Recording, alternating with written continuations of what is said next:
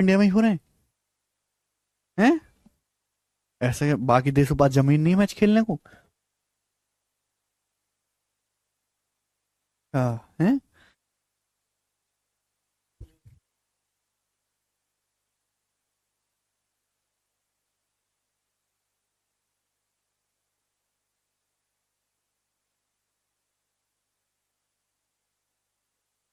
बीस ऐसे थोड़ा ना कोई जीत सकता है। हेलो भैया, आ गए तुम मुंह उठा के? हैं? हेलो दोस्तों। सर, इंडिया को 257 का टारगेट मिला है।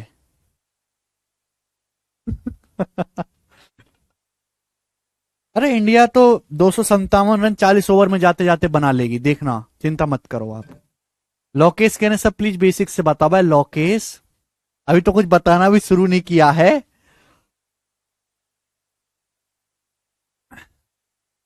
चलिए मेरे दोस्त, शुरू करते हैं अपना सवाल। मैंने आपको मिड पॉइंट थ्योरम मध्य बिंदुपुर में समझाया है, और आज मिड पॉइंट थ्योरम के सवाल कल बेसिक बेसिक से सवाल करवाए थे, और आज हम अच्छा सवाल करेंगे। ध्यान सुनिएगा, बताओ जी इस क्वेश्चन का क्या आंसर है। ट्राइंगल एबीसी में साइड बीसी 24 है, और ट्राइंगल एबीसी का जो एरिया है वो 120 है, इस प्रकार से। देखिए ध्यान सुनिएगा, सबसे पहले हम आपके सामने एक ट्राइंगल बना लेते हैं बच्चों। ये बन गया ट्राइंगल ए बी सी। आप बोलोगे हाँ सर अच्छा ट्राइंगल है। साइड बीसी की जो लंबाई है वो 24 सेंटीमीटर है, बीसी की जो लंबाई है वो 24 है। ट्राइंगल का एरिया 120 है, एडीबीसी पे परपेंडिकुलर है। आप यहां से परपेंडिकुलर डालो मेरे दोस्तों, आप यहां से परपेंडिकुलर डालने की कोशिश करो। ये तो ये जो लाइन है मेरे दोस्तों यहां पर एडी, ये बीसी पे परपेंडिकुलर है एडी।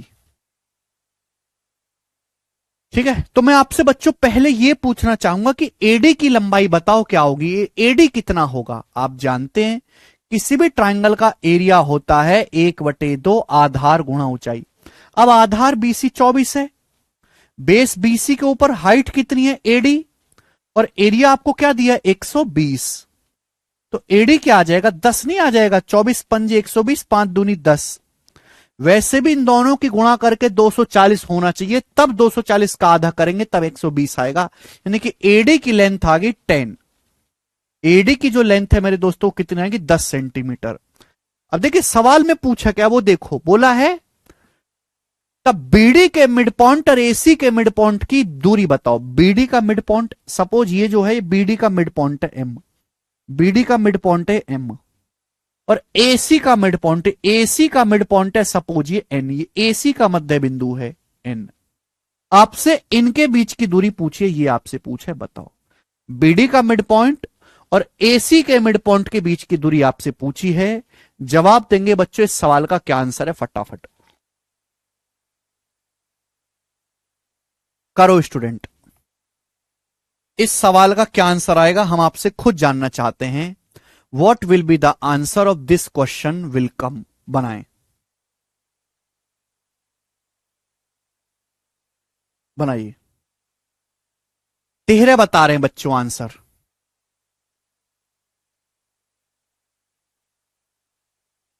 कैसे किया आप लोगों ने? सबसे पहले साइड बीसी है मेरे दोस्तों, बीसी की जो लंबाई है 24 है। सुनिए मेरे प्यारे, बी से सी तक की जो लेंथ है वो 24 है मेरे प्यारे भी, ठीक है। ये परपेंडिकुलर डाला गया है, एरिया 12 है, एरिया 120 है, तो एडी की लंबाई होगी 10। एडी परपेंडिकुलर है, बीडी का mid point suppose M A मैंने अपनी तरफ से माना, एसी का एन है। आपको बीडी और एसी के मिड पॉइंट के बीच की दूरी यानी कि एम एन आपको बताना है। 13 बता रहे हैं, ठीक है, बिल्कुल सही आंसर है 13। लेकिन कैसे आया भाई? ये सवाल हवा में तो होगा नहीं। ये बीडी का मिड पॉइंट है एम, अब ये साइड एसी का मिड पॉइंट है एन, तो आप अपनी मर्जी से कुछ ना कुछ तो करना पड़ेगा, परपेंडिकुलर है ना। आप अपनी मर्जी से मिड पॉइंट से एक लाइन खींचे मेरे दोस्तों, लाइन खींचिए इसके पैरेलल। आप एडी के पैरेलल एक लाइन खींचिए मेरे दोस्तों, लाइन। तो ये जो लाइन होगी मेरे दोस्तों एन ओ, ये जो लाइन होगी मेरे प्यार भी एन ओ। मैंने अपनी मर्जी से एडी के पैरेलल एक लाइन खींची, एनओ पैरेलल है तो ये भी 90 डिग्री का एंगल होगा। भाई अगर ये लंबवत है तो ये भी लंब होगी 90 डिग्री की।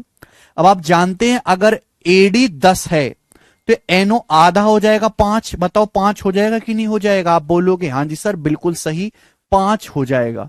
क्यों हो जाएगा भाई 5? मिड पॉइंट थ्योरम से। ट्राइंगल एडीसी को देखेंगे, ट्राइंगल एडीसी को, ये इस साइड का मिड पॉइंट है, मिड पॉइंट। तो अगर मैं मिड पॉइंट से पैरेलल लाइन खींचता हूं, पैरेलल लाइन, तो अपोजिट साइड को भी मिड पॉइंट पर ही जाके मिलेगी, अपोजिट साइड को भी मिड पॉइंट पर ही जाके मिलेगी। समझ में? आप बोलोगे हाँ जी सर बिल्कुल सही। यानी कि अगर एडी 10 है तो ये 10 का आधा हो जाएगा मेरे प्यारे भी 5 हो जाएगा ना। ट्राइंगल एडीसी को देखो, ये साइड का मिड पॉइंट था, मैंने मिड पॉइंट से एक पैरेलल लाइन खींची है, ये 90 है तो ये भी 90 बनेगा, अपोजिट साइड को भी मिड पॉइंट पर ही जाके मिलेगा। Convergence of mid point theorem मैंने पढ़ाया है। तो अगर एडी 10 है तो मिड पॉइंट थ्योरम से क्या हो जाएगा 5। अब देखो मुझे इसकी कोई जरूरत नहीं, मेरा सवाल तो सॉल्व हो गया यहां से। मैं आपसे जानना चाहता हूं कि अगर बीसी 24 है, अगर बीसी 24 है तो यहां से यहां तक की पूरी लेंथ कितनी होगी? यहां से यहां तक की बताओ, ये पूरी लेंथ यहां से यहां तक की कितनी होगी बताओ। अगर बीसी 24 है तो यहां से यहां तक की पूरी लेंथ क्या होगी मेरे प्यार भी बताओ। थोड़ा कॉमन सेंस लगाओ और बताओ। 12 नहीं होगी। ये यहां से यहां तक की जो लेंथ होगी क्या ये 12 नहीं होगी मेरे प्यारे भाई? एम से ओ तक की जवाब दीजिएगा। क्या ये लेंथ यहां से यहां तक की 12 नहीं होगी 24 का आधा? आप बोलोगे सर कैसे? भाई ये जो है इसके बराबर है और ये इसके बराबर है भाई। मतलब मैं आपको समझा ही देता हूं, पूरा लिख के बता देता हूं पागलों की तरह। अगर ये एक्स है तो ये भी एक्स है, ये मिड पॉइंट है। अगर ये वाई है तो ये भी वाई है। तो यानी कि 2x आ गया 2y आएगा। 2x प्लस वाई जो है आपका 24 है, 2x प्लस वाई। तो ये जो लेंथ है तो x प्लस वाई है, 12 नहीं हो जाएगा 12। अब ये 5 है, 12 90 डिग्री का एंगल है तो इसके सामने क्या आएगा 13। 5 12 13 का ट्रिपलेट लग गया, बी ऑप्शन। ठीक है। तो अगर कभी भी ऐसा सवाल आए आपको ना समझ में आ रहा हो कुछ तो परपेंडिकुलर डालो। बहुत सारे सवाल होते हैं ज्योमेट्री के जिसमें आप जस्ट परपेंडिकुलर डालते हो, आसानी से बन जाता है सवाल।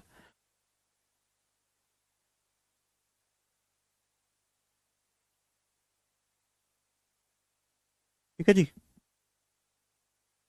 बिल्कुल हो जाएगा। आप यहां से खींचेंगे उससे भी सवाल हो जाएगा मेरे दोस्तों। ठीक है ना। आगे चलते हैं नेक्स्ट क्वेश्चन की तरफ। नेक्स्ट कंसेप्ट, नेक्स्ट कंसेप्ट मेरे प्यारे भाई सभी लोग ध्यान सुनेगा। कंसेप्ट हमने बच्चों आपके सामने एक ट्रायंगल बनाया है इस प्रकार से।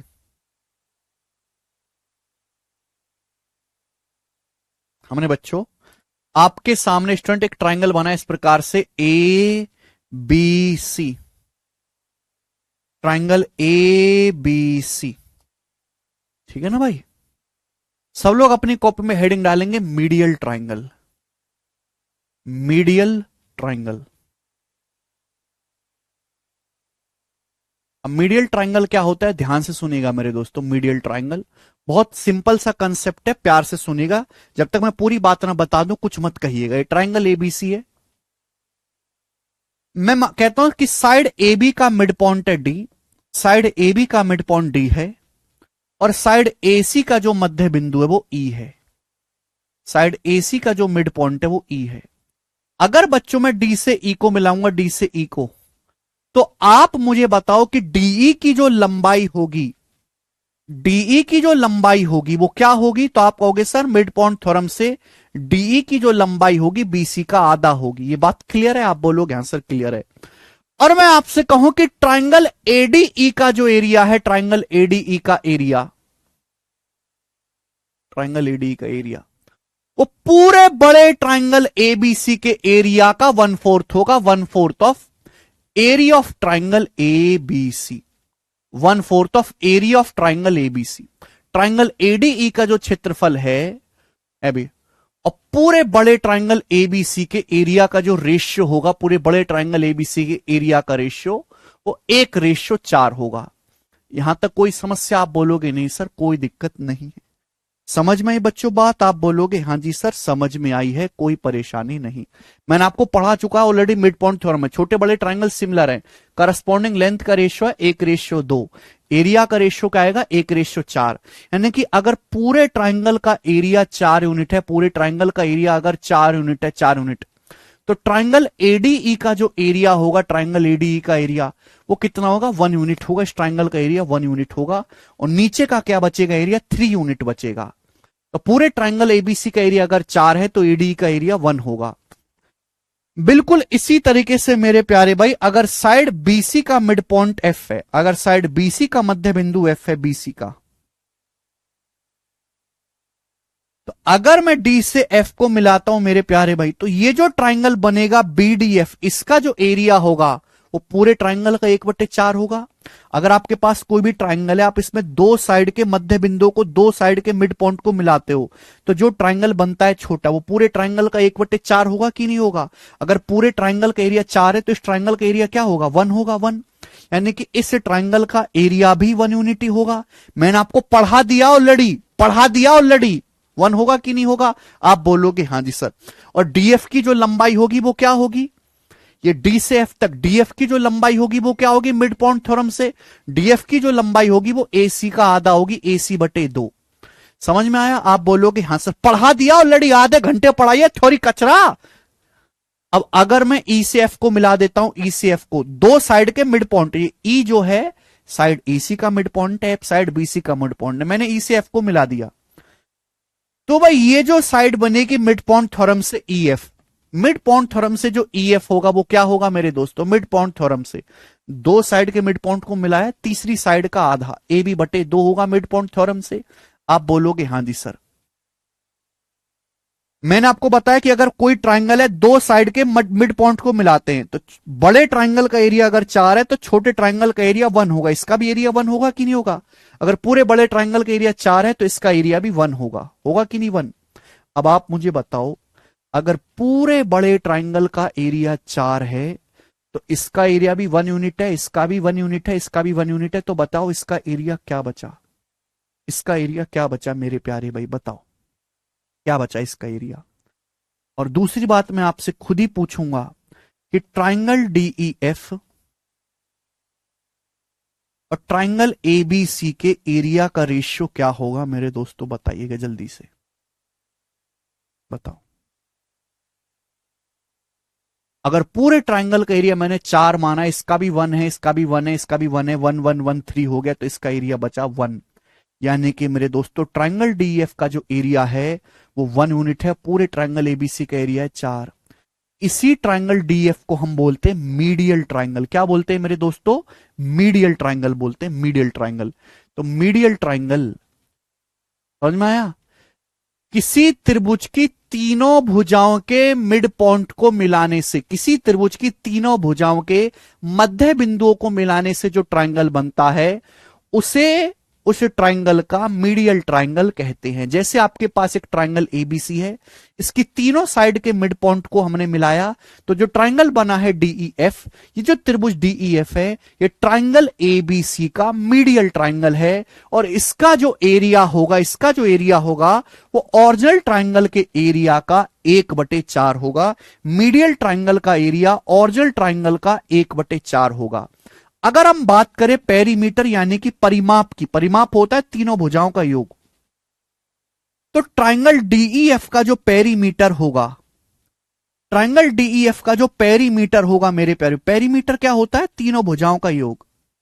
अब अगर मैं तीनों भुजाओं का योग करूंगा, दिस जमा दिस जमा दिस, तो क्या आएगा, बीसी एसी ए बी, तीनों के नीचे 2 है, तीनों के नीचे 2 है, तो क्या A B plus B C plus C A बटे 2 नहीं हो गया तीनों भुजाओं का योग। भाई ये भी आधा, ये भी आधा, ये भी आधा हो गया, A B plus B C plus C A बटे 2 नहीं हो गया, इन तीनों को मैं जोड़ूंगा, यानी कि ओरिजिनल ट्राइंगल के पेरीमीटर का आधा, ट्राइंगल एबीसी के पेरीमीटर का आधा। समझ में आया। आप बोलोगे हां जी सर आया है दोस्तों, कोई परेशानी नहीं है। यानी कि अगर हम किसी त्रिभुज की तीनों भुजा के मध्य बिंदु को मिलाते हैं तो जो ट्राइंगल बनता है उसे मीडियल ट्राइंगल कहते हैं। उसका पेरीमीटर ओरिजिनल ट्राइंगल के पेरीमीटर का आधा होता है, उसका एरिया ओरिजिनल ट्राइंगल के एरिया का 1/4 होता है। ठीक है बच्चों, आप बोलोगे जी सर। तो पेरीमीटर परिमाप आधा हो जाएगा। परिमाप क्यों आधा हो गया, क्योंकि हर भुजा आधा हो गई। DEBC का आधा है, EFAB का आधा है, DFAC का आधा है, हर भुजा आधी हो गई तो एरिया 1/4 हो जाएगा मेरे दोस्तों। आप बोलोगे हाँ जी सर, ये आपको यहाँ पे 4 ट्राइंगल दिखाई दे रहे हैं ना स्टूडेंट्स, इन चारों का एरिया आपस में सेम है, सभी का एरिया बराबर है। हाँ, ये सभी ट्राइंगल में होगा, चाहे वो ऑब्ट्यूस हो चाहे वो राइट एंगल हो, कोई भी ट्राइंगल हो बेटे। चलो अब हम इस पे बेस सवाल करते हैं। ये कंसेप्ट था, सवाल नंबर है 80, बनाओ। बोला ट्राइंगल एबीसी में DEF क्रम से BC CA AB के मिड पॉइंट है। BC 25.6 है, CA 18.8 है, AB 20.4 है। तो ट्राइंगल DEF का परिमाप ज्ञात करें। ट्राइंगल DEF का जो परिमाप होगा ओरिजिनल ट्राइंगल के पेरीमीटर का आधा होगा। ओरिजिनल ट्राइंगल का पेरीमीटर क्या है? 25.6 प्लस 18.8 प्लस 20.4 का आधा, तीनों को जोड़ के आधा कर देना है। 25 और 20 45, 46, 46 में 18 जोड़ेंगे तो कितना हो जाएगा मेरे दोस्तों? 64.4, 32 पॉइंट आ जाएगा क्या? 25 और 20 45 और एक 46, 46 में 46 और 8 54 होता है तो 64 हो जाएगा। 64.8 का आधा 32.4 इसका आंसर है, सी ऑप्शन 32.4। खत्म, 1 सेकंड में। ठीक है ना, बस आधा कर देना है। आप ये ना लिख के सीधा ये भी कर सकते हैं कि भाई इसका आधा आधा, 25.6 का आधा हो जाएगी 12.8 है भाई, 18.8 का आधा 9.4, 20.4 का आधा 10.2, सीधा ये भी कर सकते हैं। आगे चलो, ये बताओ बच्चों, सवाल नंबर 81। मान लीजिए एबीसी क्रम से ट्राइंगल एक्स वाई जेड की side X Y Y Z और एक्स जेड के मिड पॉइंट है। मान लो ABC triangle X Y Z की साइड के मिड पॉइंट है। यदि ट्राइंगल एक्स वाई जेड का एरिया 8464 है एक्स वाई जेड का, तो आपसे पूछा ट्राइंगल एबीसी का एरिया ज्ञात करें। बहुत आसान सवाल भाई, एक ट्राइंगल एबीसी है, सॉरी एक्स वाई जेड है ट्राइंगल, और तीनों साइड के मिड पॉइंट है एबीसी, मिड पॉइंट है एक्स वाई वाई जेड और जेड एक्स के मिड पॉइंट है एबीसी। एक्स वाई जेड का एरिया 8464 है, तो ट्राइंगल एबीसी का एरिया क्या आएगा? 4, इसको 4 से भाग दे देंगे, क्या आएगा? 2116। पहला ऑप्शन इसका आंसर आ जाएगा 2116। अब इससे आसान सवाल क्या ही बनेगा? बताओ, आप खुद बताओ बच्चों, क्या इससे आसान सवाल बन सकता है? जिस बच्चे को मात्र कंसेप्ट पता है, उसे कोई ज्योमेट्री पोमेट्री नहीं आती, वो भी ये सवाल कर सकता है। और पेपर में आधे सवाल लगभग ऐसे आते हैं जिनमें केवल आपको फॉर्मूला रटा हुआ होना चाहिए, जिनमें ज्यादा दिमाग नहीं लगाना है, केवल कंसेप्ट याद होना चाहिए और आप सवाल कर ले जाओगे।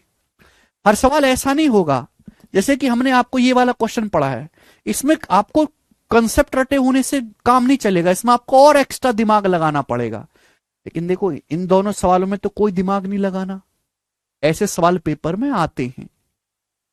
ठीक है, ये बनाएंगे 82 नंबर, करो जल्दी से।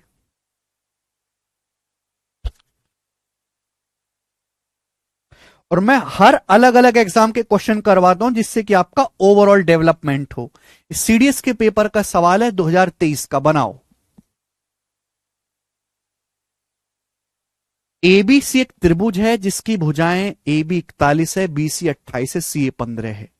DEF AB BC CA के मिड पॉइंट है, तो ट्राइंगल DEF का एरिया क्या है? बताओ बच्चों। ABC एक ट्राइंगल है जिसकी साइड है AB 41, BC 28 और CA 15। तो इन तीनों के मिड पॉइंट को मिलाया गया है, ABBCCA के मिड पॉइंट को DF। DF का एरिया क्या होगा? ट्राइंगल ABC के एरिया का 1/4। तो पहले आप यहां से ट्राइंगल ABC का एरिया निकालो, ट्राइंगल ABC का एरिया। अब तीनों साइड दिए, एरिया कैसे निकलेगा? हीरोन्स फॉर्मूला से। हीरोन्स फॉर्मूला लगा के पहले आपको एरिया निकालना पड़ेगा बच्चों। एरिया क्या आएगा भाई? सेमी पेरीमीटर क्या है? तीनों को जोड़ के आधा कर दो। सेमी पेरीमीटर क्या है बच्चे? यार पेन नहीं चल रहा। सेमी पेरीमीटर क्या है स्टूडेंट्स, तीनों को जोड़ के आधा कर दो। 8 और 1 9, 5 14 का 4 हासिल 1, 4 और 1 5 2 7 1 8 84।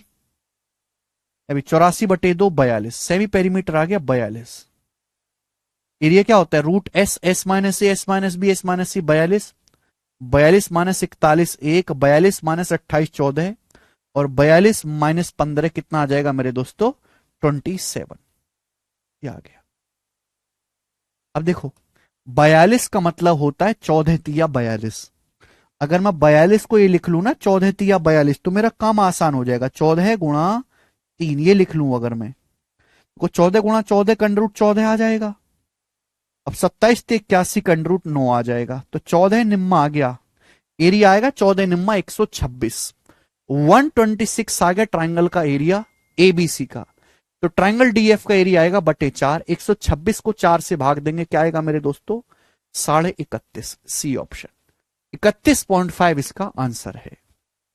देखो इसमें आपसे 2 स्टेप पूछ रहे, पहले आपको एरिया निकाला, उसका बटे 4 कर दिया, आ गया एरिया ट्राइंगल डीएफ का। तो 4 से भाग देना, आपने आधा कर दिया, गलती ना करें।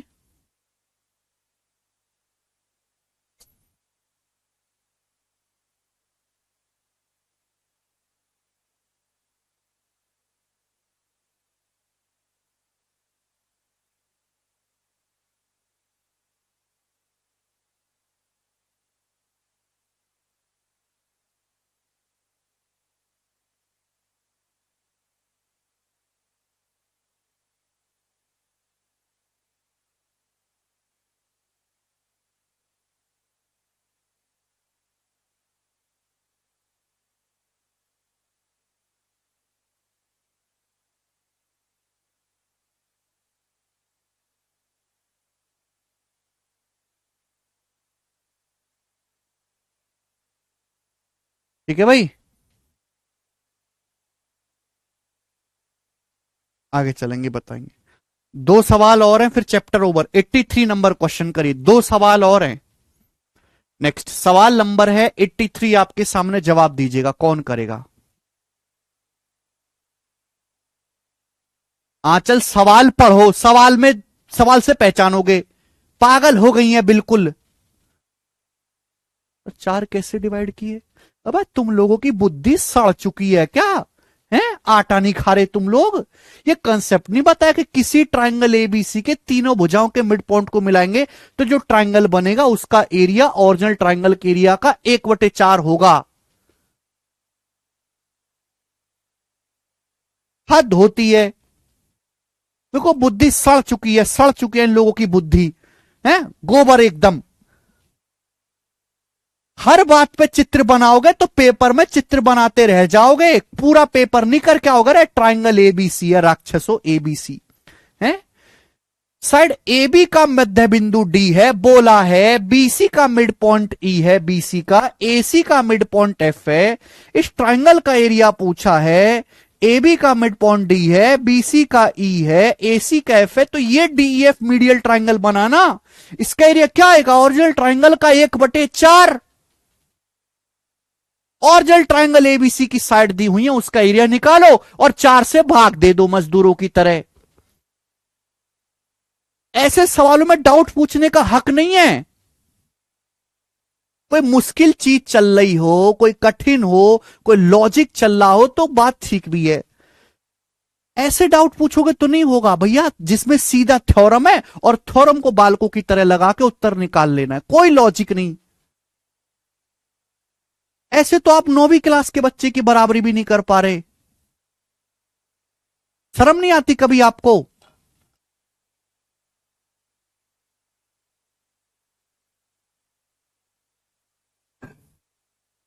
मोमोज खाना बंद करो पहले तो, ये मोमोज चाउमीन खाना बंद करो, ठीक असर नहीं जा रहा तुम्हारे दिमाग में।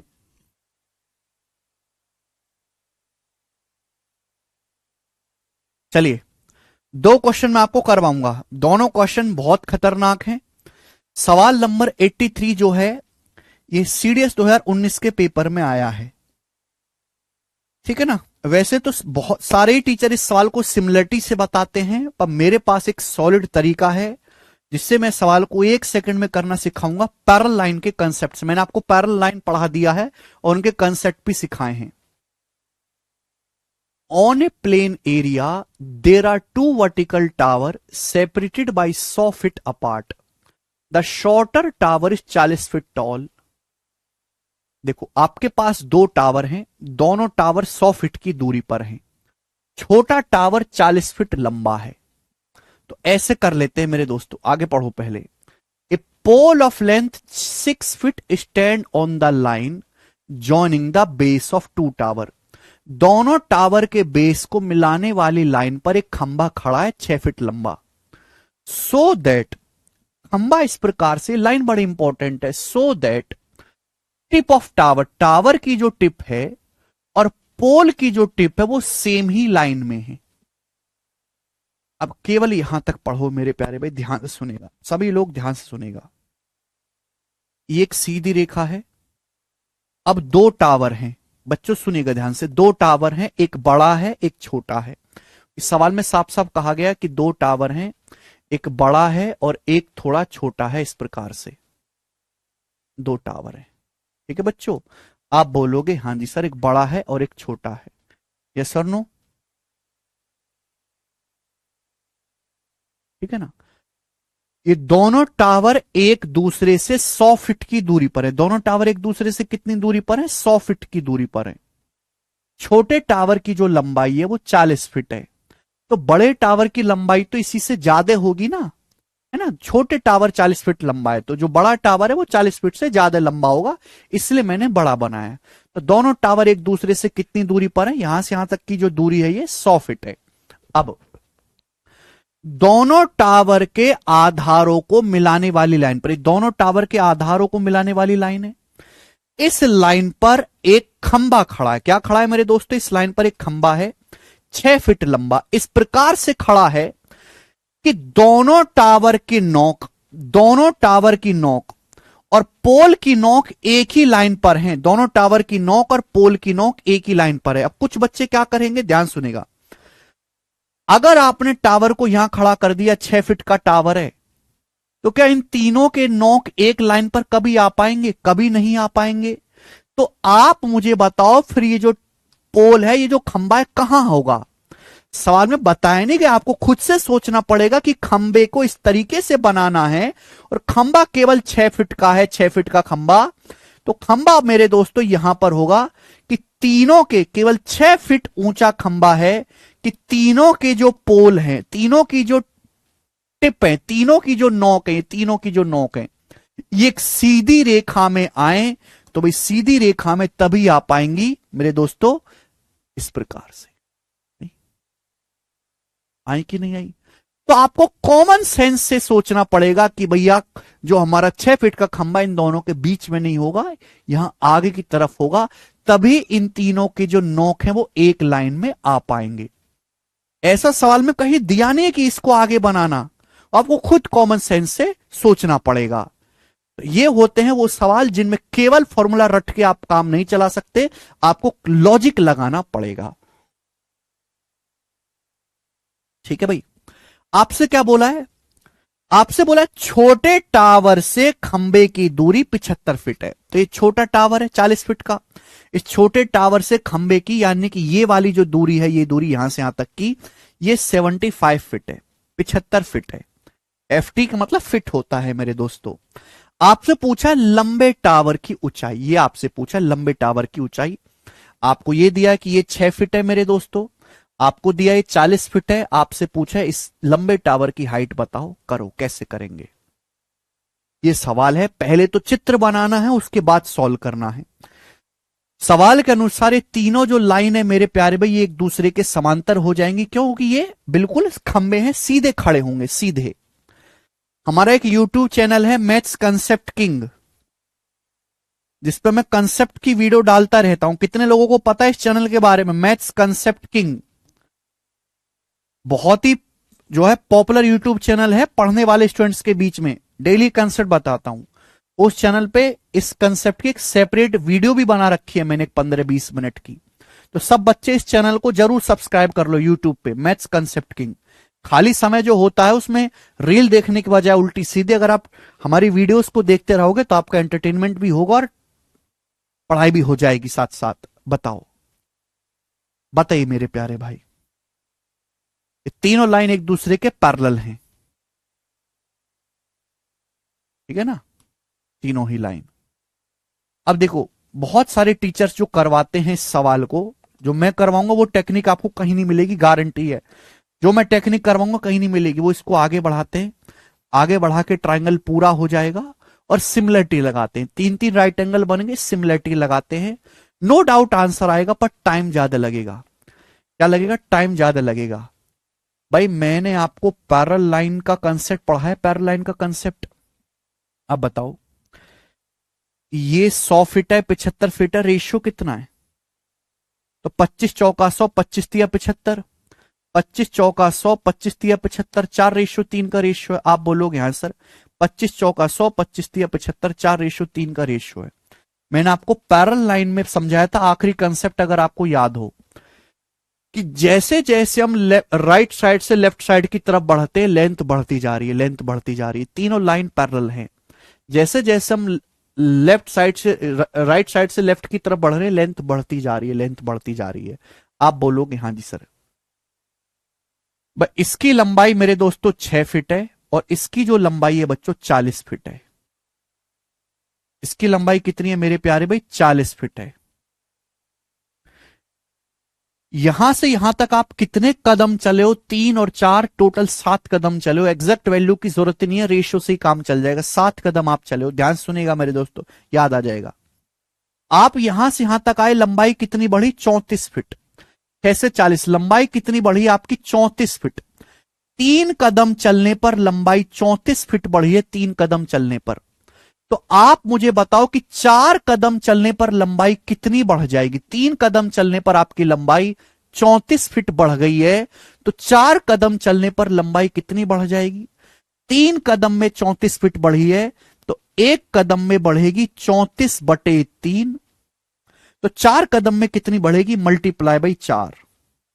34 चौका आ गया मेरे दोस्तों 136/3। 136/3 का मतलब क्या होगा? 45.33, 45.33 आएगा मेरे दोस्तों, 45.33। समझ में आया? 3 कदम में अगर 34 फीट बढ़ रही है तो 1 कदम में 34/3, ये 4 कदम चलो, 4 कदम में कितना? गुणा 4। 136 को 3 से भाग देंगे, 45.33। तो 40 से 45.33 बढ़ाओगे तो कितना आएगा? 40 में 45.33 जोड़ेंगे, 85.33 फीट इस टावर की हाइट होगी मेरे दोस्तों। और एग्जैक्ट आंसर आ गया, आपसे लगभग पूछा है तो लगभग है 85 feet. A option answer, A option. 125 नहीं है गौरव।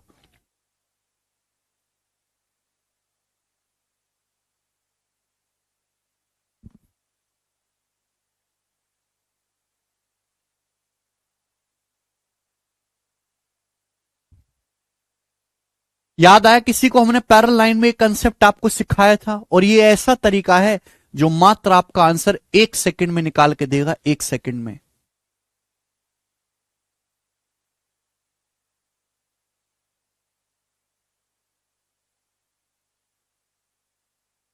जैसे जैसे हम इधर से इधर यहां की तरफ बढ़ रहे हैं, लंबाई बढ़ती जा रही है। लंबाई 6 से 40, 34 फीट बढ़ी 3 कदम में, 4 कदम में कितना बढ़ेगी? 45.33।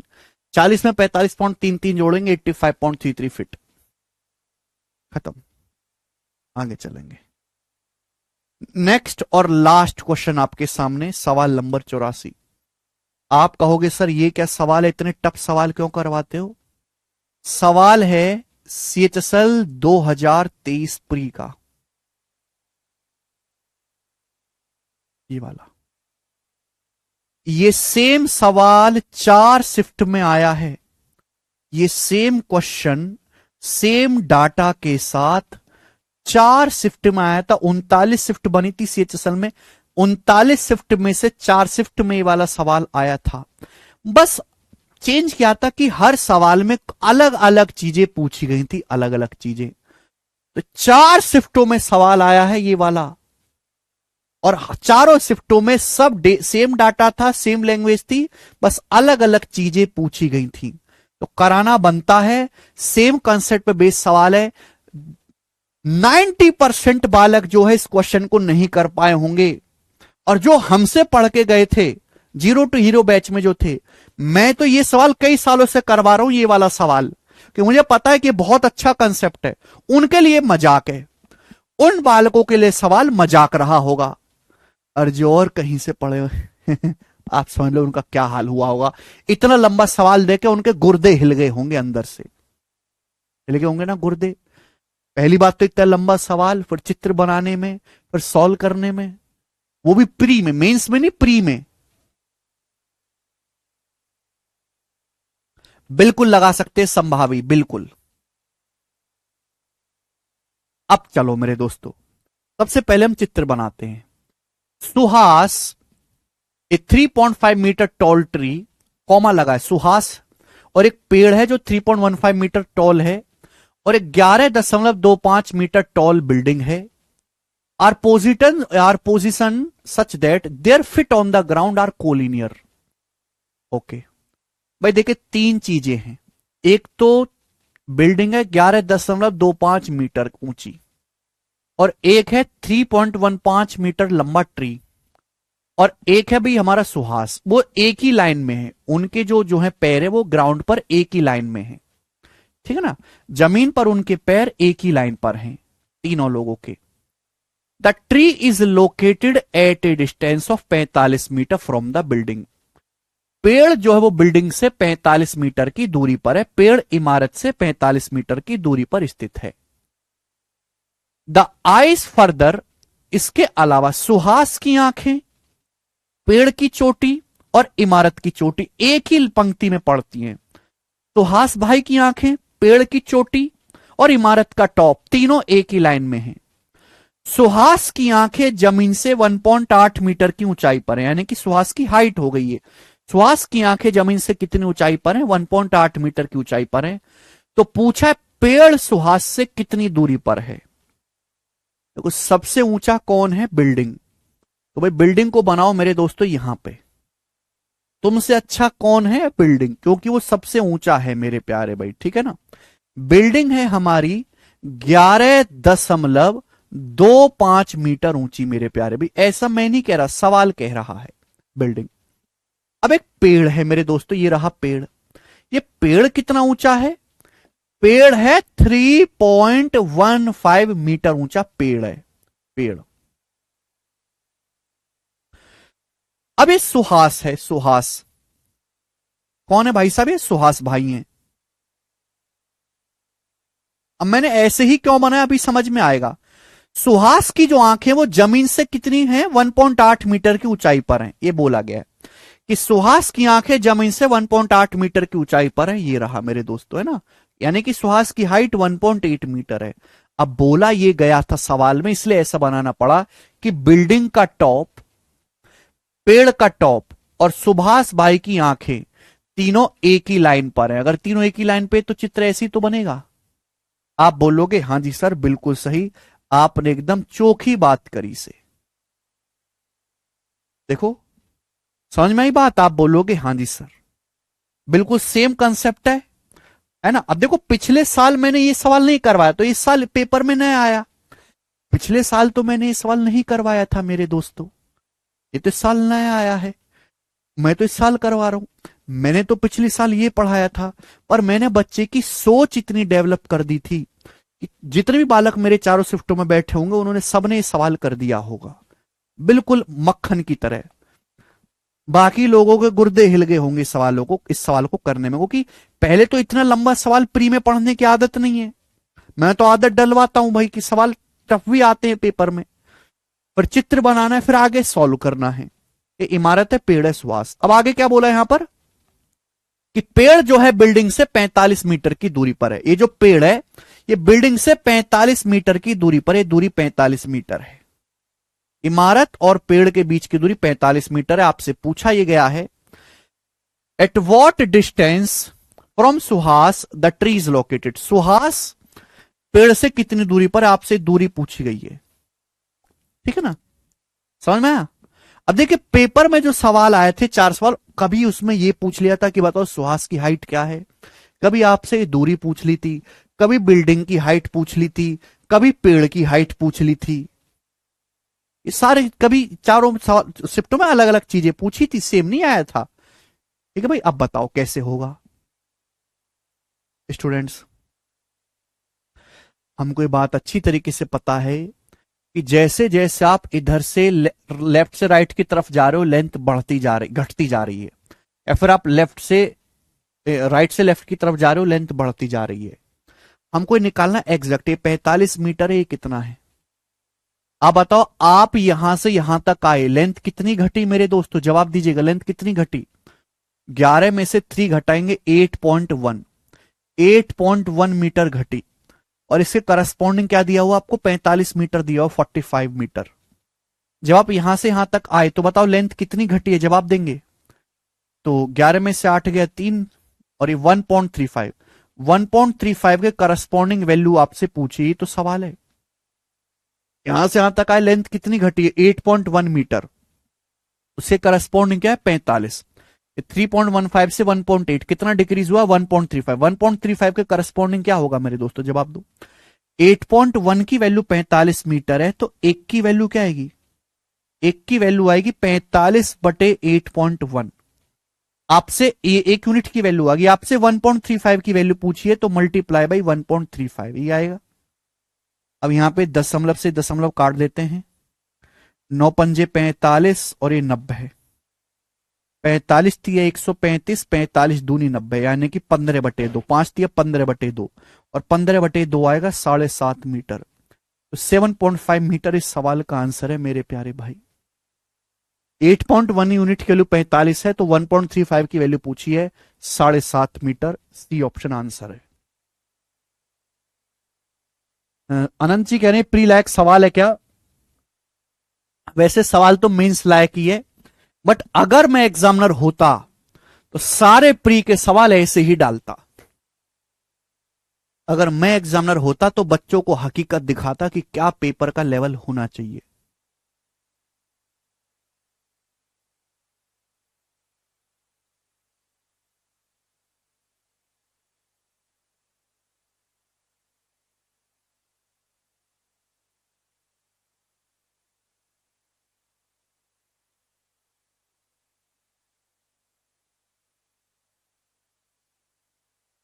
जितने भी बच्चे लेक्चर देख रहे हैं, अगर हाइट पूछी तब, हाइट पूछता तो ये बता तो दिया, पिछला सवाल हाइट पूछता तो ये है भाई, हाइट पूछता तो आपको ये दोनों चीजें देता बेस वाली।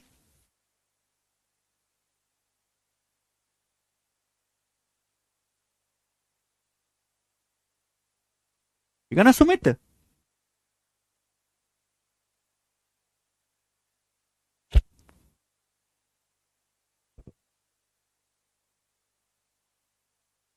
मिनिमम हर सवाल का लेवल ये होना चाहिए प्री के पेपर में, मिनिमम।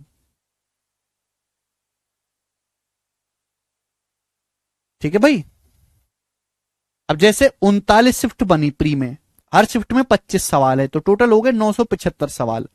तो 975 सवाल में मुश्किल से, 975 सवाल में ऐसे सवालों का जो लेवल होता है वो लगभग लगभग 100 के आसपास रहता है। 100 क्वेश्चन ऐसे होते हैं, यानी कि एक शिफ्ट में 2 से 3 सवाल ऐसे होते हैं। बाकी 22-23 क्वेश्चन इजी होते हैं, इजी टू मॉडरेट। तो मेरे हिसाब से होना चाहिए क्या कि 15 आसान होने चाहिए, आसान, 5 मॉडरेट और 5 बहुत डिफिकल्ट, तब पेपर अच्छा बनता है।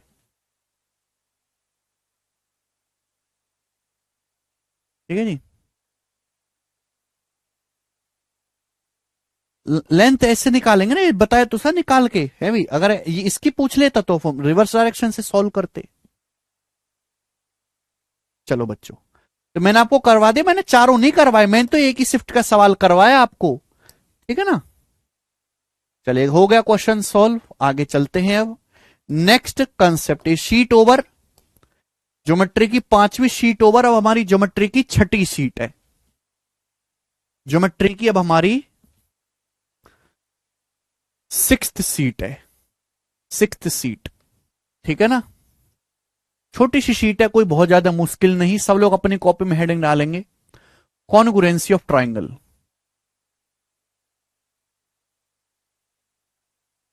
Congruency of triangle.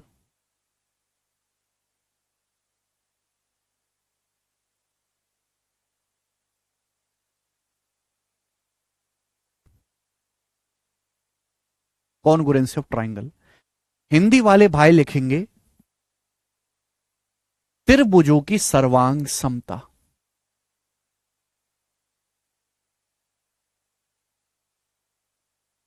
त्रिभुजों की सर्वांग समता।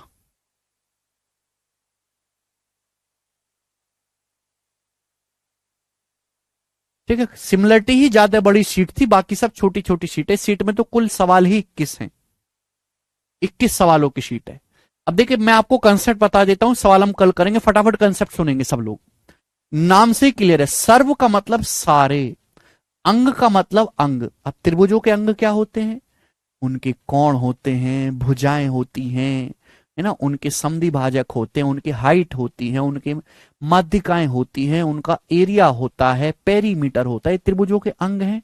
और सम मतलब समान, यानी कि ऐसे दो त्रिभुज जिनके सारे अंग समान हो, यानी कि उनकी सारी भुजाएं बराबर हो, सारे करस्पॉन्डिंग एंगल बराबर हो, उनका एरिया बराबर हो, उनकी करस्पॉन्डिंग हाइट सेम हो, उनका माध्यिका सेम हो, उनके एंगल बाइसेक्टर की लंबाई सेम हो, सब कुछ सेम हो, सारे अंग समान हो, ऐसे दो त्रिभुजों को हम सर्वांगसम कहते हैं। सर्वांगसम का मतलब फोटोकॉपी, बिल्कुल एग्जैक्ट जीरोक्स कॉपी। जैसे दो जुड़वा बच्चे पैदा हो, दो जुड़वा बच्चे फोटो कॉपी हैं बिल्कुल एक जैसे, तो हम उनको बोलेंगे सर्वांग सम। यानी कि सर्वांग सम की इतनी सी सिंपल सी परिभाषा है कि ऐसे दो ट्राइंगल जिनका साइज और शेप दोनों सेम होना चाहिए। Size and shape should be same, यानी कि साइज, उनका आकार भी सेम हो, कोई छोटा बड़ा ना हो, कोई छोटा बड़ा ना हो, और शेप मतलब दोनों दिखने में भी एक जैसे हों। समझ में आया? आप बोलोगे हां जी सर, ऐसे दो त्रिभुजों को हम सर्वांगसम या कॉन्ग्रुएंट कहते हैं। यानी कि जितने भी ट्राइंगल कॉन्ग्रुएंट हैं, दो कॉन्ग्रुएंट ट्राइंगल हमेशा सिमिलर होंगे, बट दो सिमिलर ट्राइंगल कॉन्ग्रुएंट बने इसकी कोई गारंटी नहीं है। समझ में आया? आप बोलोगे हां जी सर बिल्कुल सही, कोई प्रॉब्लम नहीं। ठीक है भाई, जितने भी सर्वांगसम त्रिभुज हैं वो सिमिलर तो होंगे ही होंगे, बट दो सिमिलर ट्राइंगल कॉन्ग्रुएंट बनेंगे इसकी कोई गारंटी नहीं है, क्योंकि सिमिलर ट्राइंगल में केवल शेप सेम होता है, साइज छोटा बड़ा हो सकता है, लेकिन कॉन्ग्रुएंट ट्राइंगल में शेप भी सेम होना चाहिए और साइज भी एक जैसा होना चाहिए। तो ऐसे दो ट्राइंगल जो हैं वो कॉन्ग्रुएंट ट्राइंगल कहे जाते हैं। एग्जाम्पल के लिए मेरे दोस्तों, मैं आपके सामने दो ट्राइंगल बनाता हूं, मैं आपके सामने यहां पर दो ट्राइंगल बनाता हूं, दो ट्राइंगल। बच्चों ये दो ट्राइंगल हैं, एक ट्राइंगल है ए बी सी और दूसरा ट्राइंगल है मेरे प्यारे भाई डी ई एफ। दो ट्राइंगल है, ठीक है ना। अब यहां पर मेरे दोस्तों ये एंगल वैल्यू लेके समझा देते हैं मेरे दोस्तों। ये 50 डिग्री है, ये भी 50 डिग्री है, ये 60 डिग्री है, ये भी 60 डिग्री है। अब ये 70 डिग्री है, तो ये भी 70 डिग्री है। तो भाई तीनों एंगल बराबर हैं बस। जब तीनों एंगल बराबर हैं इन दोनों त्रिभुजों के, तो ये कैसे ट्राइंगल हो गए मेरे दोस्तों? ये हो गए सिमिलर ट्राइंगल। अगर किन्हीं दो त्रिभुजों के तीनों कोण बराबर हैं तो सिमिलर ट्राइंगल हो गए। भाई यहां पे एंगल ए एंगल डी के बराबर है, एंगल बी एंगल ई के बराबर है, और एंगल सी एंगल एफ के बराबर है। यानी कि करस्पॉन्डिंग एंगल सेम है, संगत कोण सेम है। अगर संगत कोण सेम है, तीनों कोण सेम है, तो सिमिलर ट्राइंगल कहलाते हैं। लेकिन मेरे प्यारे भाई, लेकिन ये दिया हुआ है सवाल में कि बीसी से ईएफ का जो रेशियो है वो 1:1 है। ये दिया हुआ है कि भाई ये तीनों कोण 50, 60, 70 हैं और बीसी से ईएफ का जो अनुपात है वो 1:1 है। या इसका मतलब ये हुआ कि बीसी जो है वो ईएफ के बराबर है। ये दिया हुआ है मेरे दोस्तों कि दो त्रिभुज ऐसे हैं कि भाई उनके तीनों कोण बराबर हैं, 50, 60, 70, 50, 60, 70, और ये वाली साइड बीसी इस ईएफ के बराबर एक क्वेश्चन में दिया हुआ है। तो आप क्या कहोगे कि भाई बीसी और ईएफ करस्पॉन्डिंग साइड हैं, यानी कि 50 डिग्री के सामने बीसी, यहां 50 डिग्री के सामने ईएफ। ये क्या हो गए मेरे दोस्तों, ये करस्पॉन्डिंग साइड इक्वल हो गई। करस्पॉन्डिंग साइड आपको इक्वल दी हुई है मेरे प्यारे भी। अगर करस्पॉन्डिंग लेंथ इक्वल है, करस्पॉन्डिंग लेंथ का रेशियो 1:1 है, इसका मतलब हर करस्पॉन्डिंग लेंथ का रेशियो सेम होगा। अगर ये दोनों ट्रायंगल सिमिलर है तो हर करस्पॉन्डिंग लेंथ का रेशियो सेम होना चाहिए। यहां बीसी से ईएफ करस्पॉन्डिंग लेंथ का रेशियो 1:1 है, यानी कि ये दोनों करस्पॉन्डिंग, ये दोनों संगत भुजाएं बराबर हैं, तो बाकी दोनों संगत भुजाएं भी आपस में बराबर हो जाएंगी। यानी कि दो सिमिलर ट्रायंगल ही कॉन्ग्रुएंट बन जाएंगे अगर करस्पॉन्डिंग साइड का रेशियो 1:1 हो जाए। दो सिमिलर ट्रायंगल ही दो सिमिलर ट्रायंगल ही कॉन्ग्रुएंट बन जाएंगे अगर करस्पॉन्डिंग लेंथ का रेशियो 1:1 बन जाता है। यानी कि अगर दो सिमिलर ट्रायंगल में करस्पॉन्डिंग लेंथ की लंबाई बराबर हो जाती है तो दोनों ट्रायंगल कैसे बन जाएंगे, फिर वो कॉन्ग्रुएंट सर्वांगसम बन जाएंगे। समझ में आया? कोई डाउट? अगर आपके पास दो समरूप त्रिभुज हैं, गारंटी है कि इन दोनों के तीनों कोण बराबर हैं। अगर इसमें करस्पॉन्डिंग लेंथ बराबर हो गई, कोई भी करस्पॉन्डिंग लेंथ बराबर होगी, कोई भी एक, तो बाकी की सारी करस्पॉन्डिंग लेंथ भी ऑटोमेटिकली बराबर हो जाएंगी। यानी कि जब सब कुछ ही बराबर हो जाएगा फिर ये दोनों ट्रायंगल कॉन्ग्रुएंट एक दूसरे की फोटो कॉपी बन जाएंगे, जीरोक्स कॉपी। समझ में आया? आप बोलोगे हाँ जी सर बिल्कुल सही, सॉरी बीसी जो है वो ईएफ के बराबर है। यानी कि अगर बीसी ईएफ के बराबर है, करस्पॉन्डिंग एंगल के सामने की साइड बराबर है, तो बी के सामने, एंगल बी के सामने एसी और एंगल ई के सामने डीएफ, ये करस्पॉन्डिंग साइड ये भी सेम हो जाएगा ऑटोमेटिकली, क्योंकि एसी किसके बराबर होगा मेरे दोस्तों, डीएफ के होगा। या एंगल सी के सामने 70 है या एफ के सामने 70, ये भी इक्वल हो जाएगा ना, ए बी और ये डी, ये भी सेम हो जाएगा। यानी कि ए बी किसके बराबर हो जाएगा, डीई के।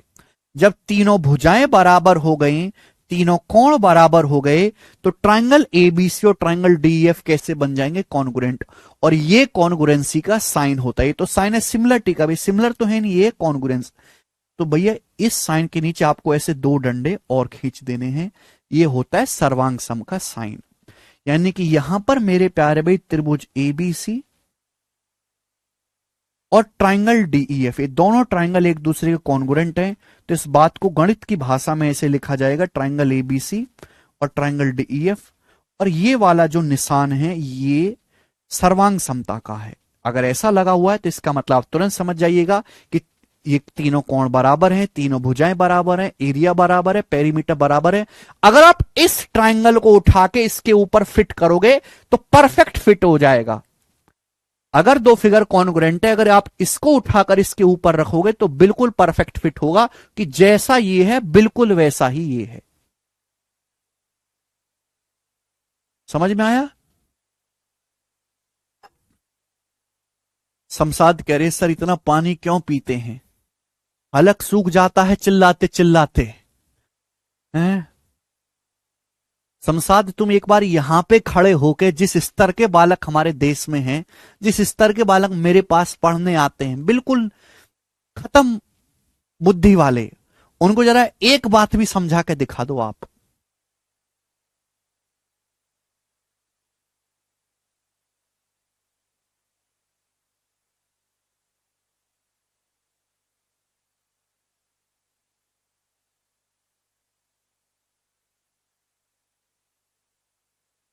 समझ में आया?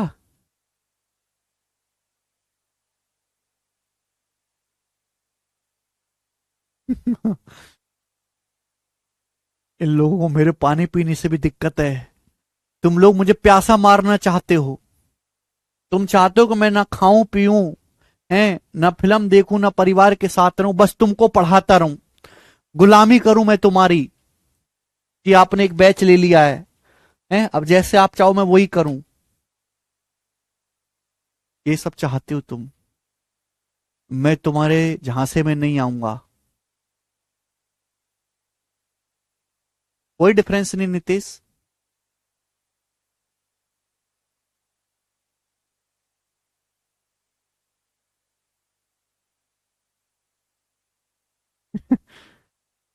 इन दोनों में कोई डिफरेंस नहीं नीतीश। जो जैसा जो पहला ट्रायंगल है बिल्कुल वही दूसरा ट्रायंगल है, दोनों एक दूसरे की फोटो कॉपी है, लेमिनेशन है, बिल्कुल ऐसे समझो।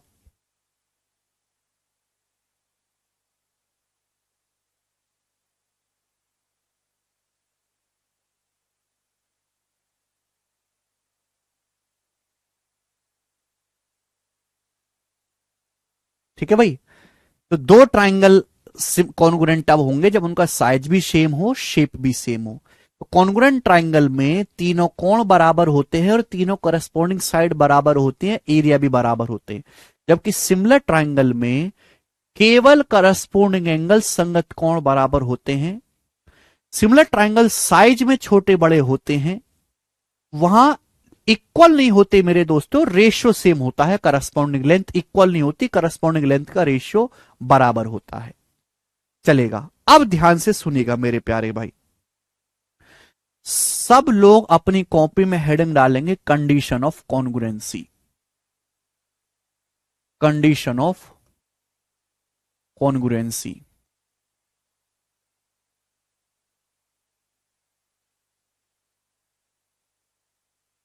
हिंदी वाले भाई लिखेंगे सर्वांगसम होने की शर्तें। त्रिभुजों के सर्वांगसम होने की शर्तें, हिंदी वाले भाई लिखेंगे त्रिभुजों के सर्वांगसम होने की शर्तें। देखिए अगर हमारे पास दो ट्राइंगल दिए हुए हैं, दो ट्राइंगल, ठीक है बच्चों, दो ट्राइंगल हमारे पास दिए हुए हैं। अगर वो दो ट्राइंगल कॉन्ग्रुएंट है तो उनके तीनों कोण बराबर होंगे, तीनों भुजाएं बराबर होंगी। तो भाई ऐसा नहीं है कि हमको दो ट्राइंगल अगर सर्वांग सम है तो ये बात पता करने के लिए पहले पैमाने से तीनों भुजा नाप रहे हो, फिर चांदे से तीनों कोण निकाल रहे हो, फिर एरिया निकाल रहे हो दोनों का, फिर परिमाप निकाल रहे हो। हर एक चीज को चेक करने की जरूरत नहीं है। अगर दो ट्राइंगल कॉन्ग्रुएंट हैं तो यानी कि उनमें सब कुछ सेम है, दोनों एक दूसरे के जीरोक्स हैं मेरे प्यारे भाई। तो कॉन्ग्रुएंट होने के लिए सारी चीजें चेक करने की जरूरत नहीं कि आप तीनों कोण भी बराबर चेक करो, तीनों भुजाएं भी चेक करो, एरिया भी चेक करो, नहीं। कुछ स्पेशल कंडीशन है, अगर वो संतुष्ट हो जाती हैं मेरे प्यारे भाई तो ट्राइंगल कॉन्ग्रुएंट हो जाएंगे। वो स्पेशल कंडीशन हमको चेक करनी पड़ती हैं केवल। जैसे भाई दो जुड़वा बच्चा पैदा हुए, जुड़वा बच्चे हैं तो जाहिर सी बात उनका एक ही पापा होगा, एक ही पापा होगा और दोनों बालक एक जैसे लग रहे हैं तो भाई कॉन्ग्रुएंट हो जाएंगे, बाकी चेक करने की जरूरत थोड़ी ना है। दोनों जुड़वा हैं, एक ही बाप है उनका और दोनों एक दूसरे के जैसे लग रहे हैं, है भी, एक की शकल दूसरे की शकल से कतई मैच कर रही है, तो कॉन्ग्रुएंट हो गए कि नहीं हो गए? आप बोलोगे हाँ जी सर। तो कॉन्ग्रुएंसी का मतलब है same angle and same size, same angle same side. अगर दो त्रिभुज मेरे दोस्तों कॉन्ग्रुएंट सर्वांग सम है तो उनके सारे कोण सेम है, सारी भुजाएं सेम है।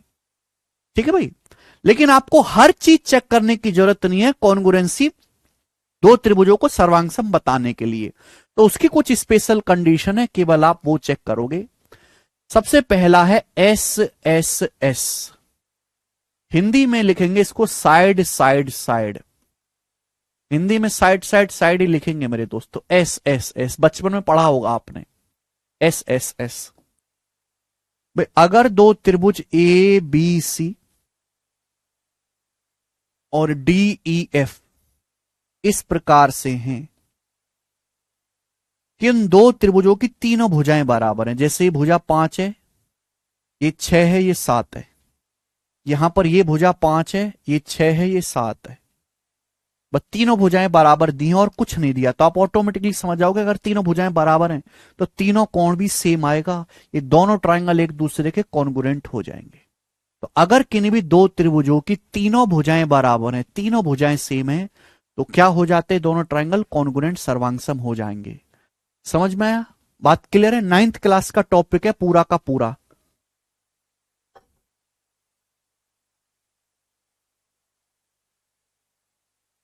कुछ कुछ याद आ रहा है बाल को? ठीक है ना? अगर किन्हीं भी दो त्रिभुजों की तीनों भुजाएं बराबर हैं, तो बाकी कुछ चेक करने की जरूरत नहीं, आप कहोगे सर ये कॉन्ग्रुएंट है, अब सब कुछ बराबर है। सेकंड है मेरे प्यारे भाई side angle side, SAS। Hindi में लिखेंगे साइड एंगल साइड, भुजा कोण भुजा।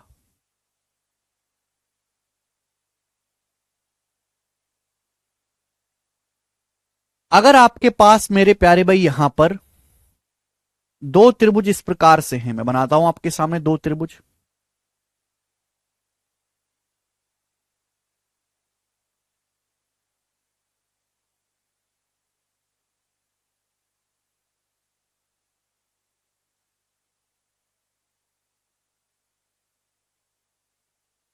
ठीक है बच्चों, देखिए अगर आपके पास दो त्रिभुज इस प्रकार से हैं ABC और DEF,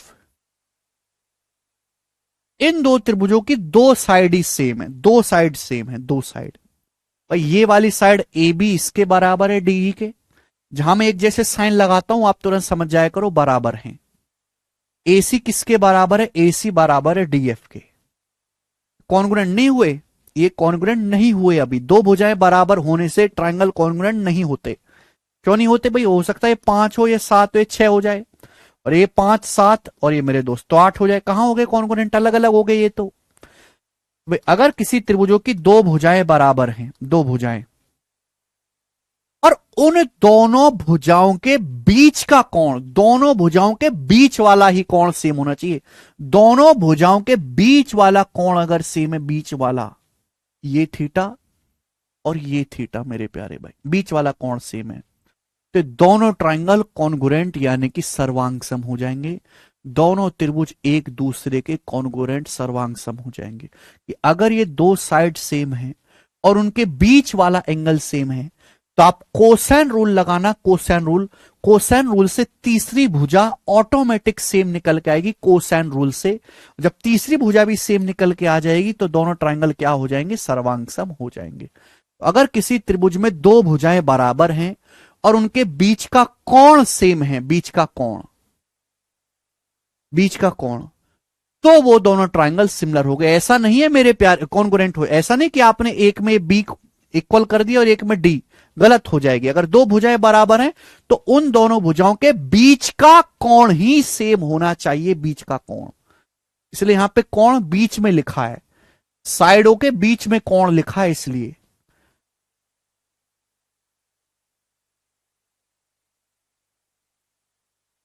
ठीक है भाई, अगर ऐसा है तो दोनों त्रिभुज सर्वांग सम है, यहां पर अब सब कुछ सेम हो जाएगा।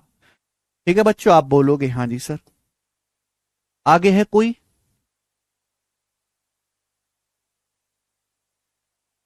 Triple S,